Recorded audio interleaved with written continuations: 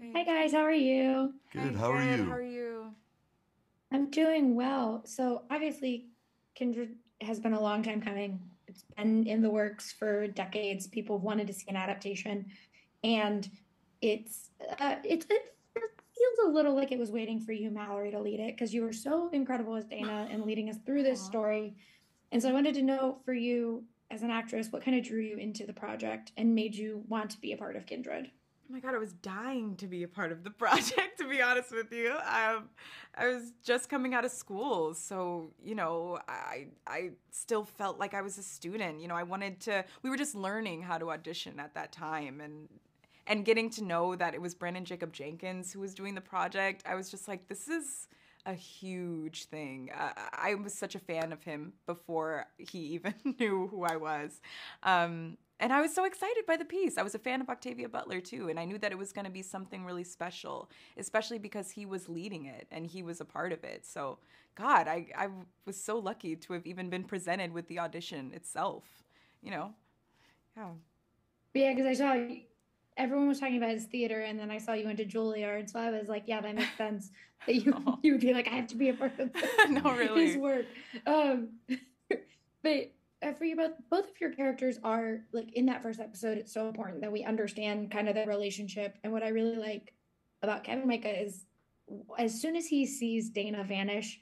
There's not a question about anything that she has said to him prior to that moment. He's like, yeah, I saw it. I believe you. Like, great.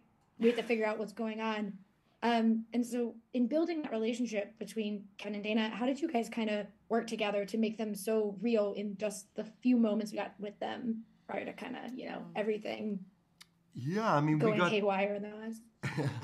I mean, the beautiful part of it is that you see a few seconds on screen, but Mallory and I got to spend all this time together outside of that and get to know each other, and we actually, I think prior to starting even shooting the pilot, Brandon had us all sit together and we read passages from the book. Yeah. I mean, there Oh, were there wow. were little ways of sort of, I think, connecting us, um, sort of in an ingenious, like, mastermind kind of way. But also just, Mallory's so easy to love and she's so talented. I remember she had already been cast and I came on screen and I tested with her.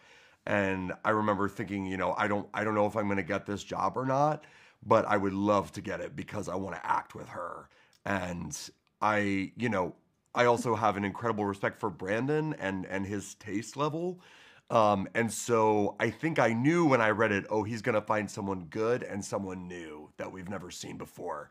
And that's exactly what we got. And I agree with you. I really think that this waited to happen until Mallory was able to Oh to my meet it. God. So, She's about to same, grab the same. pillow behind her and just sit like this. I know, Yeah. Um, literally. Yeah. Literally. but Mallory, it's really you are the guide for all of us through this story, and it is very important that right off the bat we're on Dana's side, and we are in this series. So good. And in the juxtaposition of 2016, so still the past, but like close enough that it's not that far away, and the path that she time travels to. What did you kind of do to find the balance in Dana? Because in that first episode, she's still so shocked that she's going back there, but she very quickly realizes she kind of has to play along with everything that's happening to her. Yeah, well, I think that's what was so beautiful about Dana in this show and also in the book. That was something that I really drew from in the book. I noticed that she was just incredibly determined. She was a really willful character. She was really resourceful. She was just on the go. I mean, she was quick on her feet. As soon as she saw Rufus in the river, she was like, she was shocked for a second, but then she was like, I'm gonna go save this boy, and that's very much true to Dana's character throughout the entire show. Is that she's gonna do what's right, and she's gonna trust her instincts and follow it no matter what. And I think she's way more willing to kind of jump into the circumstance that she's presented with, than someone you think the way that you think you would react in terms of shock and the way that Kevin is. But at the same time, you know, there's this kind of, there's this disgust, there's this horror, there's this inconceivability that she has throughout the show when she's presented with these awful circumstances that she had to face as someone who was an enslaved person in that time period. And I think it's hard for her to adjust from 2016 to the 1800s. I mean, that was the same thing that I dealt with as an actor. I didn't know how to adjust, and I think that's also what Dana was feeling too. And for both of you guys, so that it is a genre show. Like, obviously, it's a bit heavier than typical time travel shows. Like, I'm a huge nerd, so Doctor Who goes to the past, but it is not in the same level. It is more like, oh, look how fun we are in the past. There's witches. And you're like, oh, okay. But this is very heavy in how it handles time travel. And so how was it as actors kind of playing with that genre while still knowing like, oh, this is a lot heavier than what people are used to with time travel as a whole in pop culture?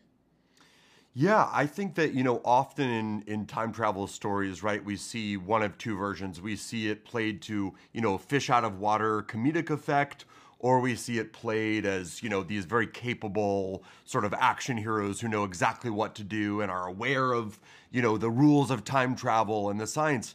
You know, Kevin and Dana are just folks, like, you know, they're just young people trying to make their way in 2016. So their response to the time travel, I think, is much more real. And I think that was, you know, part of Brandon's process was, you know, how would these two contemporary people respond in this situation?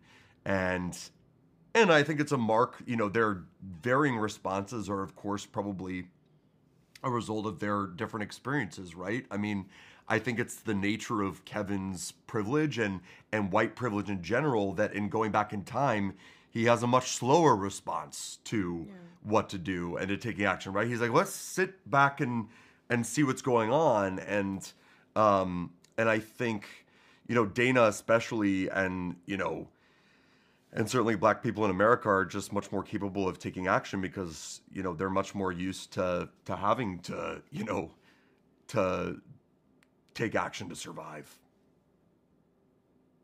Yeah. Yes. I was just like, you're correct. With this show, I will say one of the highlights, especially in that pilot for me, was the small moments that your characters do get to find that are funny in the midst of like all of this going on and no one really knows how it's how to function and what to do.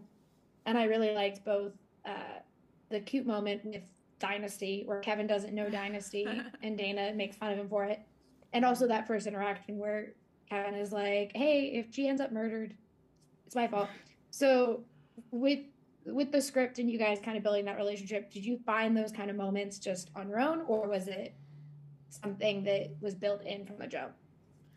Yeah, so, I mean, you know, some things were in the script, but I think some things were kind of playful improvisation, and it was really easy to go to that space with Micah. First of all, Micah is so good at improving, and I really, learned a lot from him. He's kind of a comedic genius. No, I learned a lot from him, though, on the show. You know, even with Janixa, too, in those first kind of, datey scenes, Janixa really encouraged us to play around, really play with each other, and it was not hard at all because Micah's just such a joy to talk to, be around, and play with, really. I feel the same way about Mallori. I mean, yeah, that was finding chemistry with Mallori was not a job, right? It's either there or it's not. And I also think in shooting the pilot, I don't know if you felt this, Mallori, but I remember feeling this sense of oh, well, this is the moment in life where they think things could go really well for them.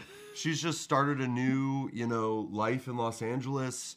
Kevin is has sort of come from a sort of harried past and is sort of on the upswing. And so it's it's almost heart-wrenching to think about it because we see them and we know that moment of these moments of joy and that their connection are going to be fewer and fewer as we go on. And so to me, those interactions are so much more precious you know, for them as in their relationship as well, because it'll never look the same as it did that first day.